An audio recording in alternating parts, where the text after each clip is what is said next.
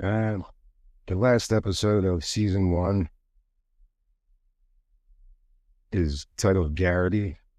He's a character that also appears in episode two, Expanding Universe.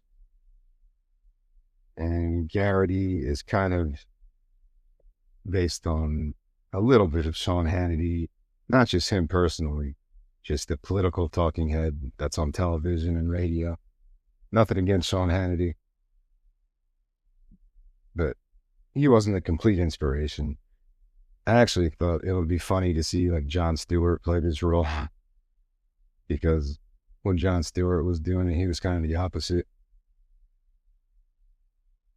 I don't talk about that a lot. Like, what actors do I see playing these parts? I pictured Jon Stewart a little bit. I pictured like Lewis Black. I pictured Woody Harrelson.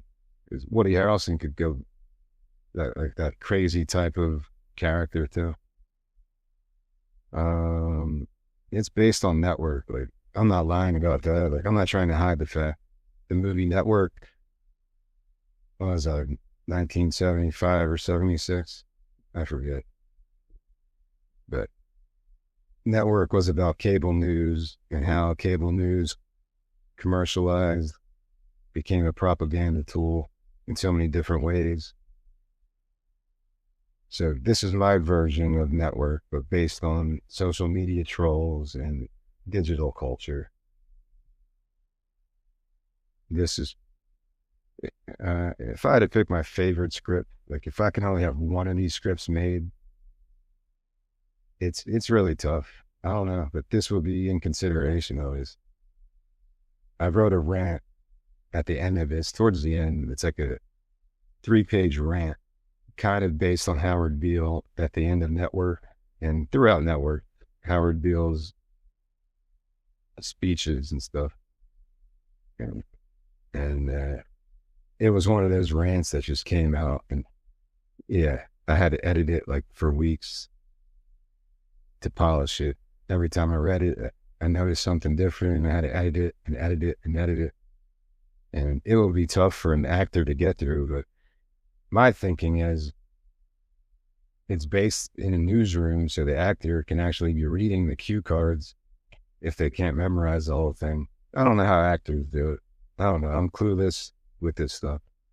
For me, I can't even memorize like a paragraph. So this is like 3 pages of dialogue, just a long rant. And there's a lot of bad language in this one. Like, there's a ton of bad language. And yeah, that's one of the most proud rants I've written, or dialogue. Like, I can go back to that and just read it, and it makes me laugh every time. And I said, once in a lifetime was like a fever dream. This one is also like a fever dream, and it actually does have a dream sequence.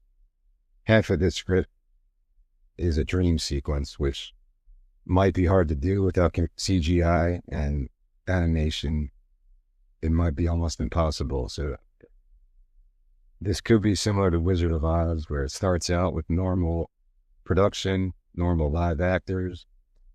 And then when Garrity enters this dream world, maybe it becomes an animation at that point, or some kind of weird graphical thing. I don't know.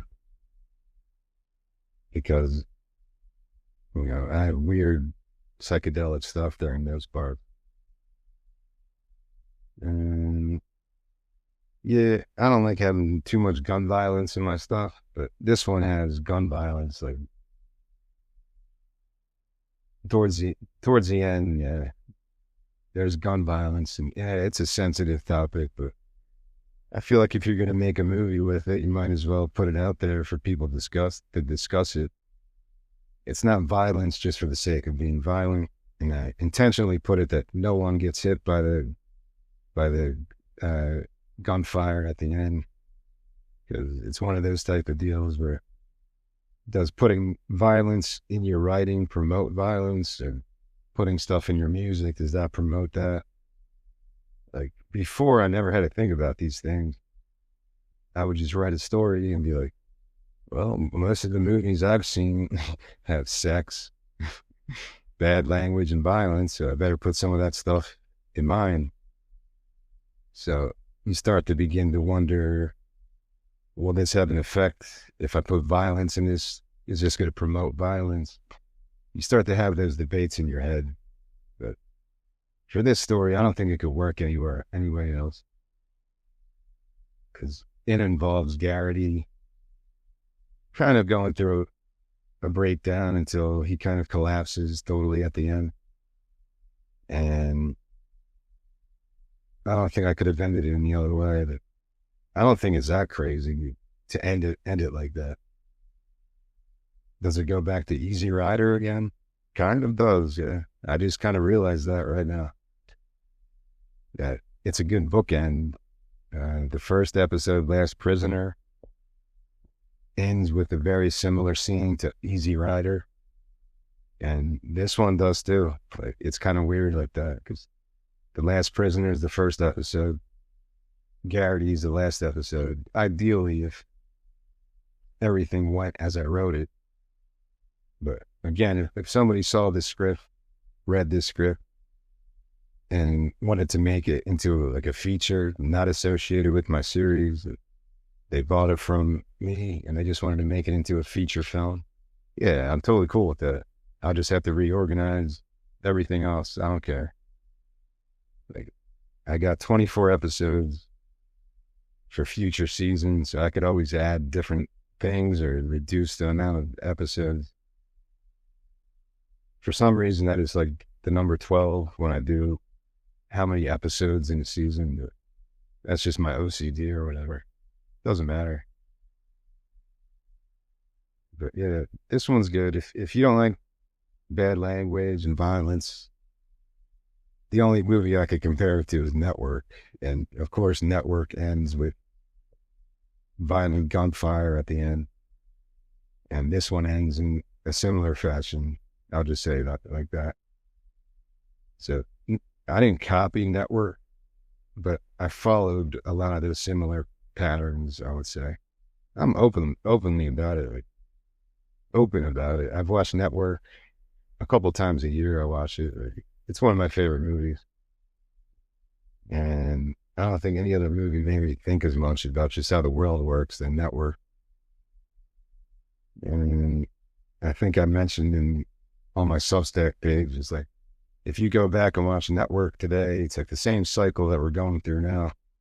It's just history repeating itself over and over again. So it's kind of interesting to go back and watch it. But that's about it. I don't want to talk too long about these things. I really like this episode. I think it's a good ending of the entire season, dealing with digital age, dealing with social media and generational gap and stuff like that.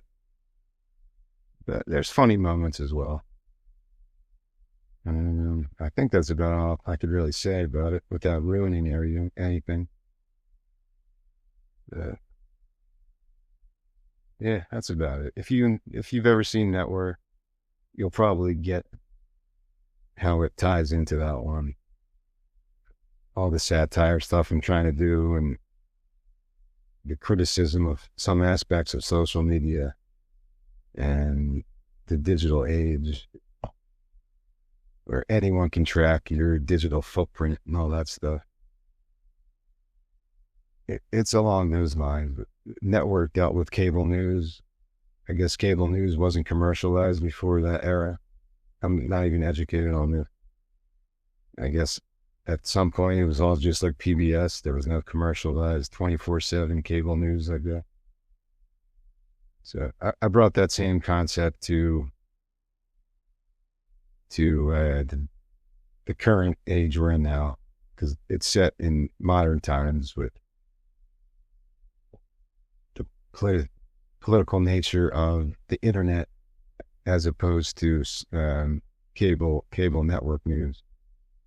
So that's about it. I would recommend this one, but there's a lot of bad language. There's violence at the end. If you don't like that stuff, then maybe you don't want to read it. But it's nothing extravagant. Yeah, that's it.